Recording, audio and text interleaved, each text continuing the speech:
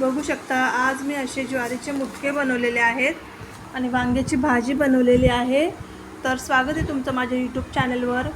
तर आज आपण बघूयात ही भाजी कशी केली मी आणि मुटके कसे केलेत ते। तर चला तर मग रेसिपी सुरू करूया। मी ज्वारीचं पीठ घेतलेलं होतं मळून, त्यामध्ये थोडंसं मीठ टाकलं होतं। तर पाणी तापवायचं आहे आपल्याला आणि असे मुटके करून घ्यायचे आहेत पिठाचे। पाणी तापलेलं आहे आपलं छान। तर मुटके सोडून घेऊयात आपण त्यामध्ये। जर का मुटके बनवताना हाताला पीठ चिटकत असेल तर थोडंसं तेल लावून मुटके बनवू शकता।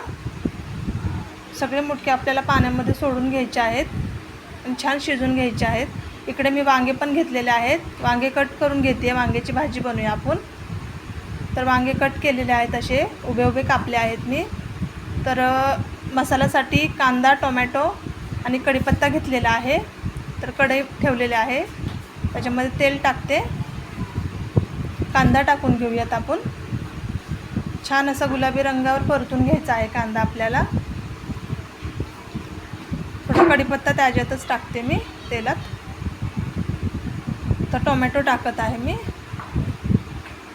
मिक्स करून घेऊया आपण छान टोमॅटो। थोडंसं मीठ टाकून घेते, टोमॅटो लवकर नरम होतील। मिक्स करूया आपण छान असं। बघू शकता आपले मुटके पण इकडं शिजले आहेत छान। काढून घेते मी ताटामध्ये। छान असे शिजलेत आपले मुटके। इकडं आपली भाजी पण बनती आहे। हळद टाकत आहे मी, मसाला टाकलेला आहे। मिक्स करूया आपण। वांगे टाकून घेत आहे कापलेले।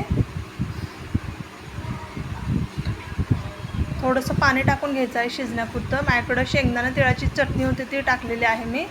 तर झाकण ठेवून शिजवून घेऊया आपण। तर अशा आपली भाजी तयार झाली आहे। वांगे पण छान शिजले गेले आहेत।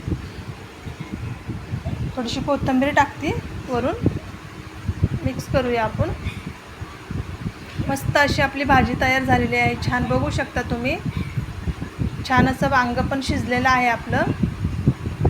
छान झाली भाजी मस्त एकदम। तर मुटक्यासोबत ज्वारीचे मुटके आहेत, छान लागतात। त्याच्यासोबत ही भाजी खूप मस्त लागते। तुम्ही नक्कीच ट्राय करा ही रेसिपी।